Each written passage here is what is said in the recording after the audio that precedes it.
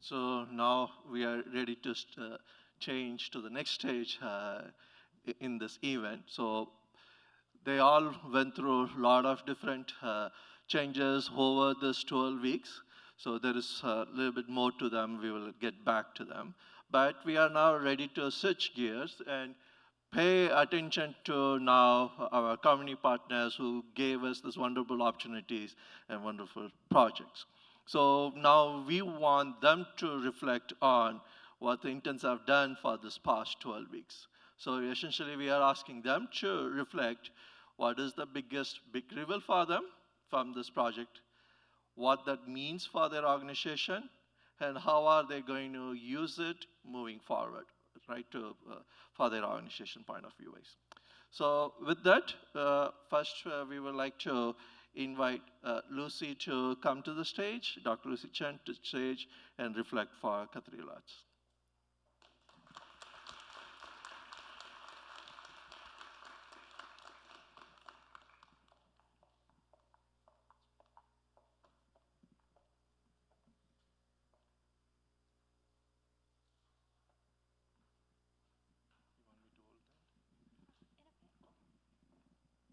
Thank you, everyone. I'm Lucy Chen. I'm the VP of Advocacy from the Cathedral Arts Project, and it's not often that you would have a guest speaker here with a prop.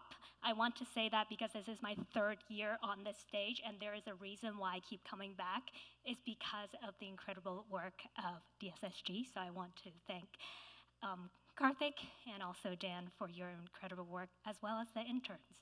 I also like to acknowledge and thank our incredible partners from Duval County Public Schools, and it's because of Ms. Paula Renfro and Dr. Lori Hoppick who have helped us and supported us through this LEAD journey, and it's because of their hard work that allowed us to achieve this high survey completion rate to look at the survey data. And when Austin, Texas, their school district, calls you on the phone and asks, hey, would you and your school district be willing to share your secret sauce as how you all got this done? I think that means something, and that probably says we're doing something correctly.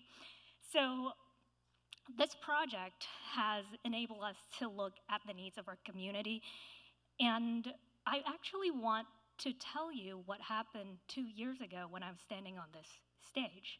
It was through this work that we learned that students, especially those without access to field trips, and by having just 1 or 2 field trips and external arts opportunities, can increase their academic learning and boost their attendance in school. In addition to that, 42% of the principals mention that field trips sometimes can be a barrier due to financial reasons as well as logistical reasons. So with that in mind, we teamed up with our great partners at Duval County Public Schools, Kids Hope Alliance, and we piloted a summer field trip last year. And we invited over 1,000 students to go to the Florida Theater, where we actually paired arts, having arts curriculum as part of the field trip opportunity. So students got a chance to read about the stories, learn new vocabulary, and get to experience shows live in the theater. Now this summer, fast forward, we were able to expand that opportunity to 4,500 students, and we were able to partner and provide this opportunity to 8 different sites. And students got a chance to learn a new instrument at the Jacksonville Symphony Orchestra. They got a chance to visit the first library in Jacksonville at the Jessie Ball DuPont Center. They got a chance to see the cultural fabric of our city at the Ritz Museum. And most importantly, all the students received a little field trip passport. The passport is meant to journal their summer experience, but when you open to the first page, it's a greeting from our Jacksonville Mayor, Deegan. So we are very, very honored to be able to provide this opportunity to countless students in our community. And when we think about this work, and we ask students, what is your most memorable experience over the summer? We would think, well, they'd probably enjoy the show.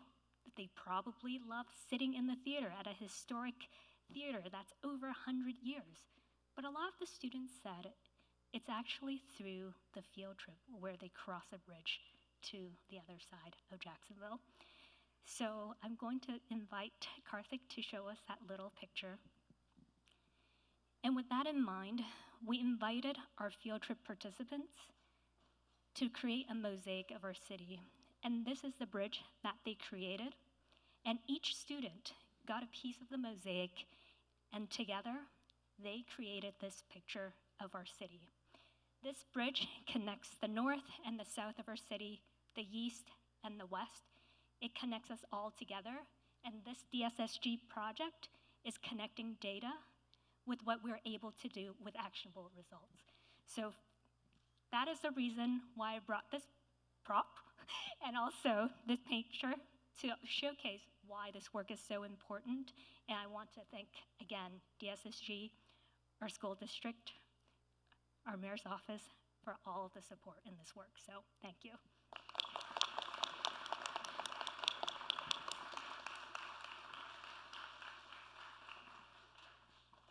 So now next we invite Jim. Lucy can stay here.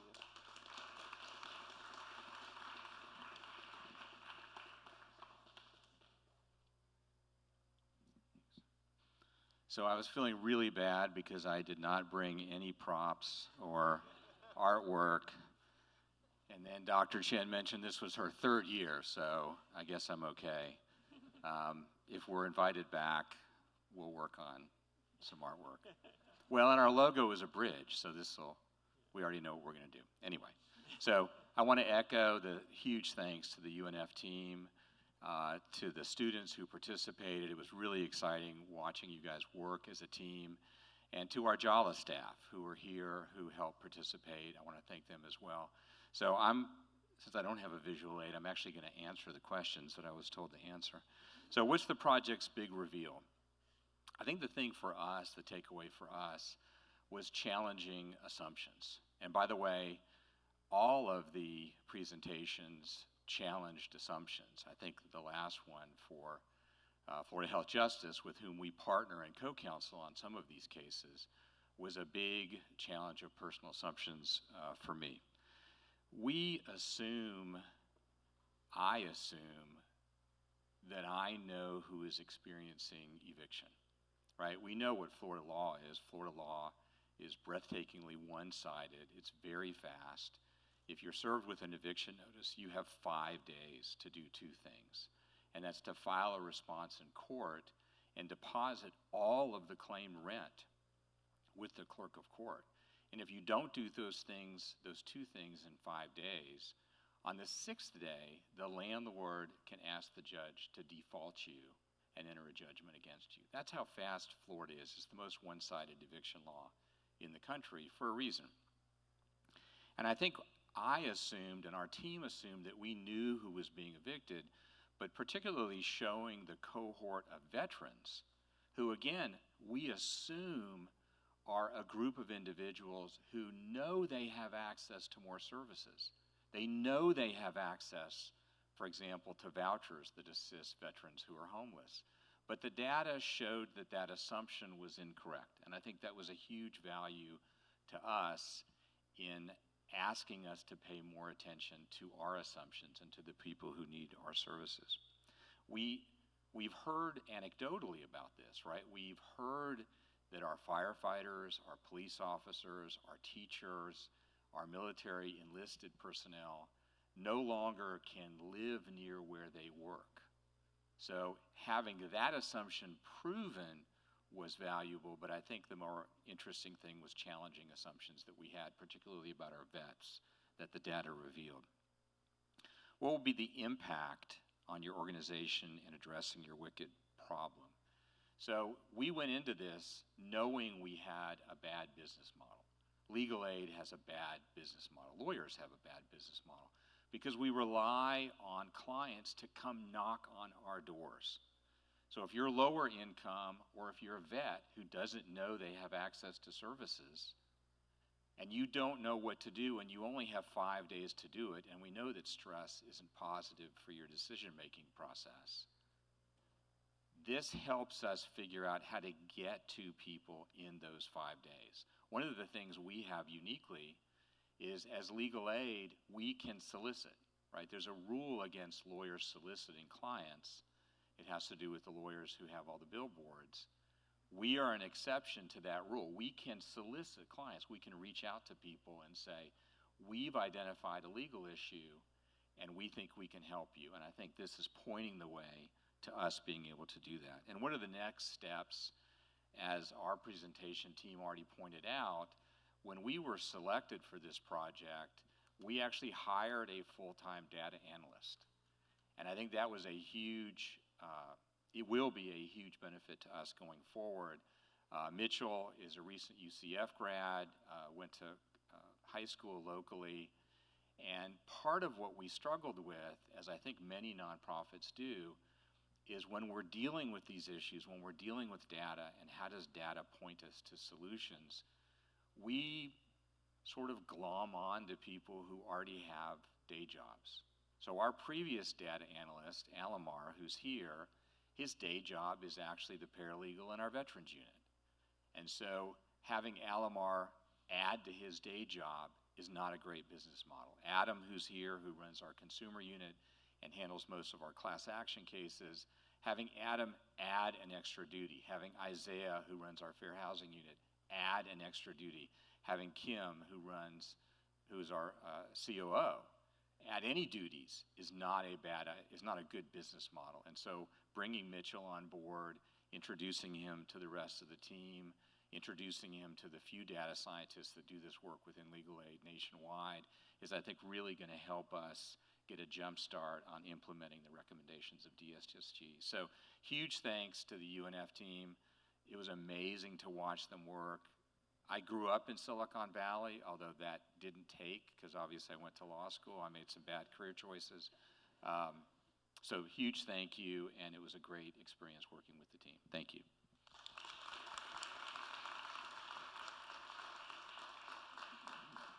Gina, next.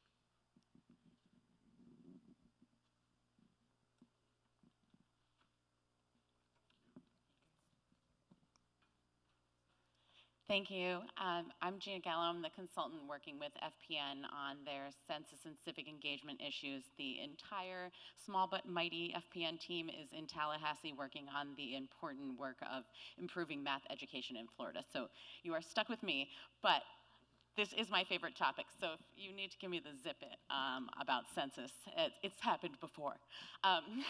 So I think thank you again to UNF and to our wonderful interns and for allowing us to participate for a second year. The first year was really helpful in providing some supplemental data to what the Bureau already provides because of the pandemic, they weren't able to offer an analysis as deep as they normally are. So as FPN kind of serves as the backbone for Florida Counts, which is the effort that was started really in 2018 by a number of partners and foundations to get out the count. But we realized, of course, that we needed to start that work sooner. So we are trying to make sure that we keep people at the table and we do ongoing education so that we're not going to be in 2028 and freaking out that the census is coming. But I couldn't have had a better kind of opener about the importance of census and ACS and all of the Bureau's fantastic and rich data than all of the ways that it was mentioned, because the census affects really every domain, whether you're interested in education, healthcare, housing, infrastructure, et cetera. So we used the data from the last time to look at the county to start with our kind of advocacy efforts, because I think the smaller that you break things down for people, the more relevant that it makes it. So when you're talking to folks in municipalities, to say, this is what it looks like in your county is often something that people are going to hear more than this is Florida in general, because the number is big, right? Like 11 billion, you're just like, whoa. But the lower that you can take down the numbers, the better. So we, one of the things that we're doing in order to make sure that our statewide efforts are informed by the folks on the ground is we are re-granting to community organizations so that they can participate in a census and civic engagement learning community.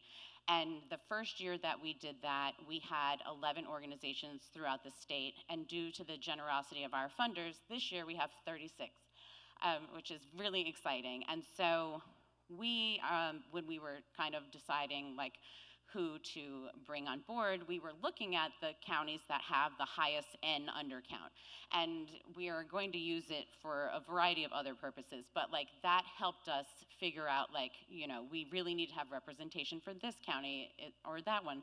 And I think it's also helping us figure out gaps, like do we have partners in this place that have, you know, deep undercounts or communities that are likely to be undercounted. So in the second iteration of the project, I think that just the ability to go deeper is going to be really exciting to our partners.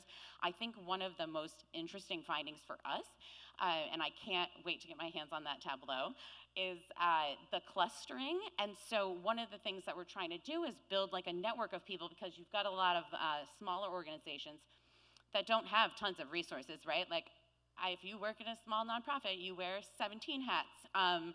But if we can look at clusters and people can see that in different zip codes that the populations that they're working with are very similar, then that I think is a way that people can continue to build networks and that we can really make sure that our limited resources are getting the biggest bang for their buck. So I'm really excited to go deeper into the clustering work and share that with our partners. I think this is just also another resource to build on, and I think one of our next projects that we really want to look at is kind of quantifying some, a few of the larger federal programs that are impacted by the census and bringing that information to folks. So this is just like another fantastic tool in our toolbox as we move forward and we build some advocacy tools. I think it will really help with targeted messaging and where we're going to do those things. And I mean, my dear friend Dave always says good data asks more questions than it answers, and so I think this will really lead to some excellent and robust conversations as we continue this really important work. So thanks again, appreciate it.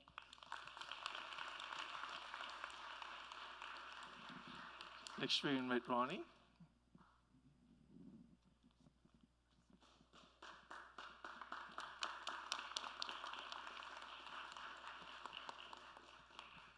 Good evening, everyone. My name is Ronnie Graham. I'm the Pro Bono Director for the Florida Health Justice Project, where we believe that healthcare is a human right.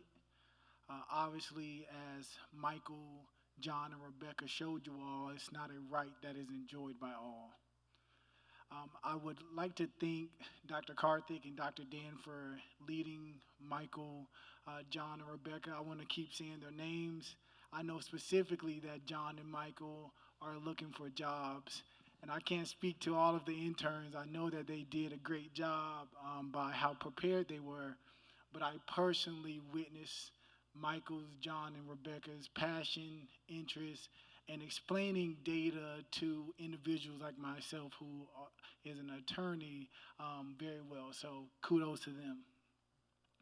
As a part of the project, we were looking into the Medicaid coverage gap. As some may know, Florida is only one of few states that have not decided to expand Medicaid in order to cover those in the coverage gap, which has left many Floridians uninsured. This project will help us be able to look directly into the different counties so that we can do targeted advocacy efforts. It was actually quite exciting for me to hear from the representative from the mayor's office say that one of their first questions is, well, what does the data show? And now we will be able to show this data directly to the different legislators.